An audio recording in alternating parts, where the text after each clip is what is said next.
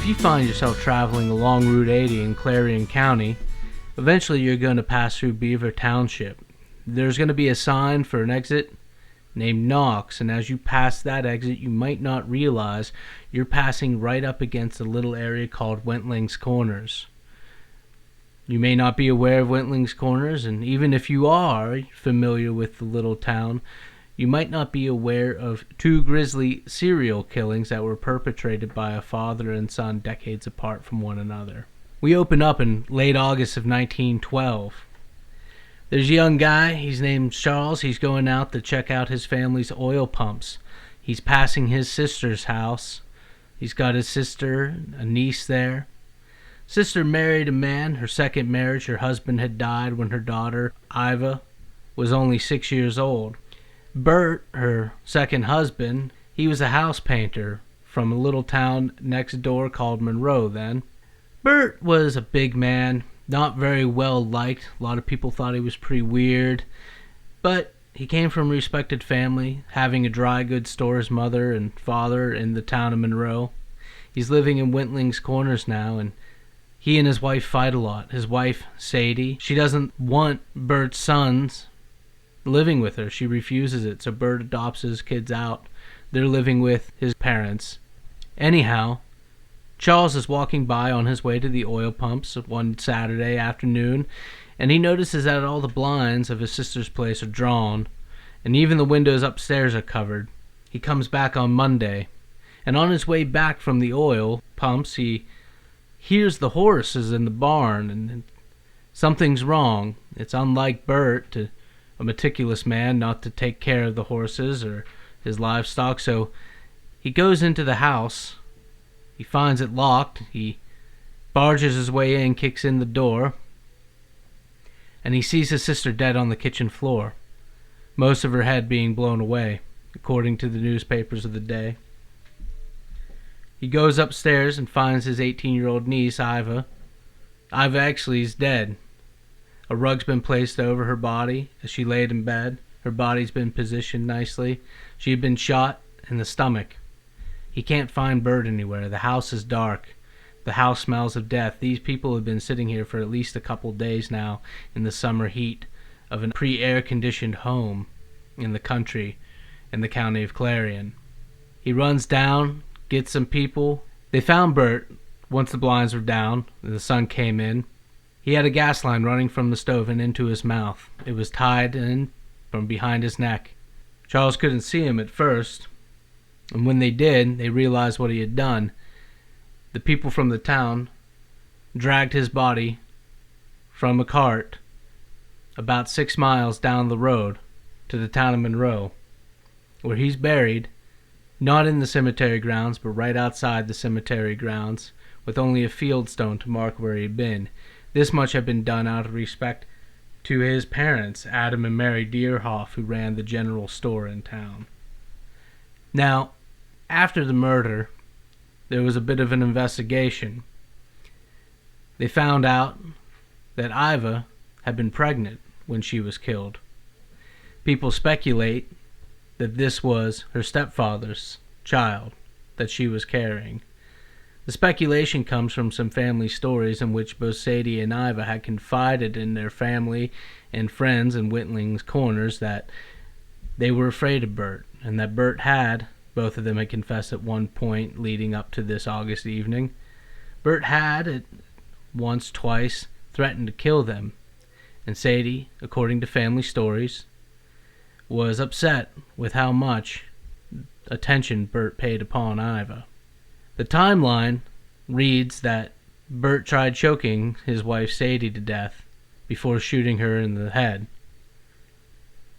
Iva died later, after some pain, having been shot in the stomach.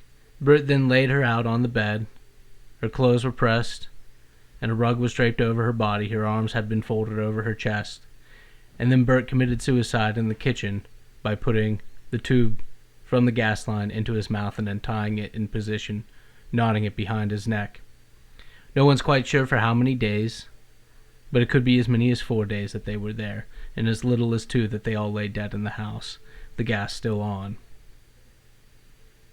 As I had mentioned before, Now this shocked the little town of Wentling's Corners in Monroe. Reuben Wentling was Sadie's brother, and he had a farm within 100 yards within eyesight. Now, the Deerhoff home on Deerhoff Road, the scene of the original murders of Iva and Sadie and suicide of Bert Deerhoff, was sold to a school teacher, and it was moved to a town south about 8 miles called Salem. This town would later be called Lamartine, or I'm honestly not really sure how to pronounce that. As I had mentioned before, Bert had two sons who were 10 and 12 around the time of the original murders. The oldest son, Frank, always blamed Reuben for the murders. Now, Frank grew up with his grandparents, and he drifted around, last known to be a mechanic out in the Youngstown area. He apparently married a few times, and not sure if he had kids, honestly, and I didn't read that in the reports. He did spend some time up in Warren, Pennsylvania, where he was in the Warren Mental Hospital in North Warren, just right up along 62 before the New York border there. Frank had always blamed Reuben. He was angry at Reuben. He was 12 when his father had killed himself. He was in his 40s now. He stole a .38 caliber revolver somewhere in Youngstown. Reuben now had 3 adult girls. The youngest one, 21, Elizabeth, still lived at home. He also had a young son who was 12, was a Boy Scout. Reuben and his wife Olive lived on the farm within sight of where the original murders had taken place. Reuben claimed that he never forgot the scene that they had entered, but he always felt bad for Frank Deerhoff, losing both parents at a young age and bouncing around from family members, and he even paid for his wedding in the Oil City area, his first wedding, that is. So when Frank arrived at the farm, he was welcomed in, and they had dinner. The family, the Wentlings, were unaware that prior to showing up at the house, Frank had hid the .38 in the barn. They spoke for a few hours about family. They hadn't seen each other for a couple years, so they were catching up. Around the dinner table, there was Frank, there was Reuben, there was the son, Lee, there was Elizabeth, and then there was Reuben's wife, Olive. Late in the evening, Frank decided it was time to go, and he grabbed his things and he went out. He came back a few minutes later after Reuben had gone upstairs, and he said, I can't find my gloves. So Lee was told to get a lantern for him, and so that Frank could go out and find his gloves. Lee apparently told his sister that he swore that Frank had his gloves on his person at the time. Frank went out to the barn and he retrieved his .38 revolver, and he walked back into the house where Elizabeth and Lee were sitting inside, and he demanded that they very quietly call for their father to come down, Frank still blaming Reuben for his father's death. And Reuben came down, and he got shot once in the arm and once in the stomach. He asked why Frank would do such a thing, and he struggled up the stairs where he jumped out of the second-story window.